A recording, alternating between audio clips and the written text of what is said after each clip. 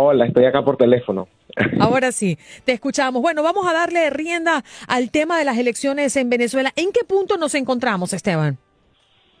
Bueno, nos encontramos ya en la recta final. Estamos hablando de que esta es la última semana, digamos, previa al evento. Como bien lo estabas comentando, las elecciones están pautadas para el 28 de julio, ¿no? Caen día domingo. Algo llamativo que siempre he dicho respecto a cuándo se hizo el anuncio y a cuándo se van a llevar a cabo las elecciones es justamente este tema de las fechas, ¿no? El anuncio se hizo en la muerte oficial de Hugo Chávez y la elección está pautada para lo que hubiese sido el cumpleaños de Hugo Chávez. Yo creo que aquí el chavismo está de una u otra manera es demostrando que no tienen intención alguna de dejar el poder, parte del simbolismo, ¿no? Que siempre han dicho, además de las declaraciones tan obvias y tan directas en donde Nicolás Maduro y los demás voceros de la tiranía han asegurado que no van a dejar el poder ni por las buenas ni por las malas.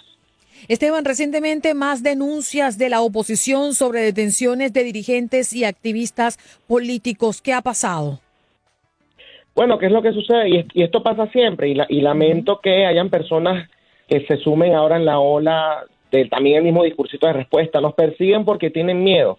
No, nos persiguen porque es una tiranía. Nos persiguen porque esto es gente que sencillamente no entiende de democracia, porque no entiende de instituciones y al mismo tiempo no entiende de salidas institucionales. Este tipo de acciones no las hace el régimen por desespero. Ese tipo de acciones las toma el régimen primero sí para intimidar, ¿no? Y segundo, para reafirmar que son ellos los que tienen el poder y que básicamente en Venezuela lo que pasa dentro de las fronteras es lo que ellos permitan que suceda. No hay ningún agente que de una u otra manera les pueda marcar la pauta o sea quienes los obliga a ellos a reaccionar. Muy por el contrario, es el régimen el que, por así decirlo, pone la música y los demás sencillamente bailan al ritmo de esa música. Ujú. Y no solamente se trata de dirigentes políticos amenazados, detenidos y prácticamente amedrentados, ¿no? También estamos hablando de personas que se unen a prestar sus servicios, ¿no? Como lo que ocurrió, entiendo, con un transporte o una empresa de transporte que fungió como servicio para trasladar a Machado y esta persona también parece que fue amedrentada. No, y no solo es el transporte, es incluso los hoteles en donde se hospedan, Wow. son los restaurantes en donde comen. O sea, estamos hablando de que acá, nuevamente, el régimen está diciendo, acá pasa lo que yo quiero que pase. Y cualquier persona que ellos consideren que de una u otra manera los puede estar desafiando con una acción tan simple como eso, recibir a alguien que no es el candidato, ¿no? de la tiranía. Entonces, bueno, ellos sencillamente comienzan con las amenazas y con con este tipo de comportamientos. ¿Cuál es el fin? Que, bueno, más adelante haya una persona que sea reflejada en ellos y diga, no, mira, yo no quiero que me cierren mi negocio, yo no quiero que me cierren mi empresa, entonces mejor no lo recibo y de una u otra manera les dificulta, bueno, todo lo que ha sido el movimiento, ¿no? Alrededor del territorio nacional. Claro, ¿qué posibilidad hay de un escenario venciendo la oposición en Venezuela el próximo 28 de julio? Hay muchas personas que afirman ya el 28 de julio se acaba la tiranía y el curso de este gobierno fascista y están convencidos de que el poder que ha tenido Machado y la convocatoria para que voten por Edmundo es lo suficiente para que el régimen caiga ese próximo 28 de julio. ¿Tú qué opinas? Bueno, si eso fuese suficiente, el régimen hubiese caído hace rato. Basta con ver las manifestaciones masivas, mucho más numerosas que las de ahora, que tuvo, por ejemplo, Juan Guaidó en su debido momento, que tuvo Leopoldo López en el 2014, que tuvo Enrique Capriles en el 2012 y 2013, e incluso el mismo Manuel Rosales en el 2006, o las que organizaron los estudiantes en el 2007 a propósito de lo que fue el cierre de Radio Caracas Televisión, ¿no? ¿Qué posibilidades hay? Cero. Yo nunca he descartado, por ejemplo, que el régimen venezolano trate de implementar una vía al estilo nicaragüense, lo que llaman el chamorrazo, ¿no? De una especie de transición en donde se cambie la cara, pueda eso de una u otra manera normalizar las relaciones comerciales y diplomáticas con ese país y después ellos regresar al poder ya cuando todo esté normalizado. Pero ese tipo de estrategias tienen un riesgo. Yo creo que en este contexto que estamos viviendo hoy, el régimen no está dispuesto a correr ese riesgo, porque nuevamente, si ellos deciden permitir que Edmundo González gane, o cualquier otro, no necesariamente tiene que ser Edmundo, pero hablemos de cualquier otro que no sea Nicolás Maduro, justamente para tratar de lavarse la cara ante la comunidad internacional, eso sería bueno porque ya se encuentran tan acorralados que dicen es la única manera que tenemos de aliviarnos y estarían dispuestos a correr ese riesgo. Representa un riesgo porque mira, quizás ellos pueden llegar, vamos a suponer que la candidata que escogen es Andreina Gandica, no, ellos pueden llegar quizás a una negociación contigo de que tú no los vas a perseguir, pero quizás tú estando en el poder recibes tanta presión, por ejemplo, de Estados Unidos o de algún otro país que terminas no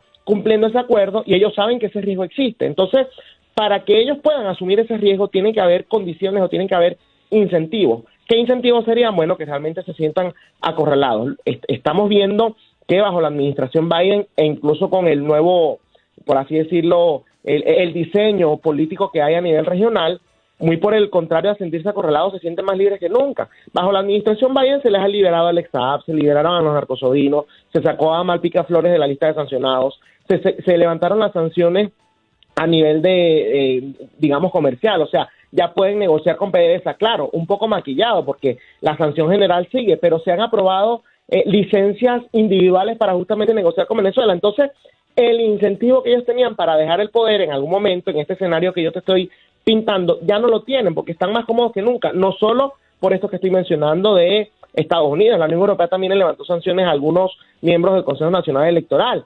Al lado, en vez de tener a Iván Duque, tienen a Gustavo Petro. Al otro lado, en vez de tener a Bolsonaro, tienen a Lula da Silva. Entonces estamos hablando de una reconfiguración, por así decirlo, a nivel de geopolítica que es muy favorable para Nicolás Maduro. Y si no abandonaron el poder en el 2019, 2020, que fue cuando hubo más presión, nuevamente hago la pregunta, ¿qué incentivos tienen en estos momentos? Y con relación a eso, el primer vicepresidente del Partido Socialista Unido de Venezuela, el PSUV, quien es el que respalda a Nicolás Maduro, Diosdado Cabello en este caso, se refirió en rueda de prensa al diálogo que el gobierno venezolano sostiene con Estados Unidos en los días previos a estas elecciones. Dijo, ¿qué sentido tiene hablar con alguien que se va?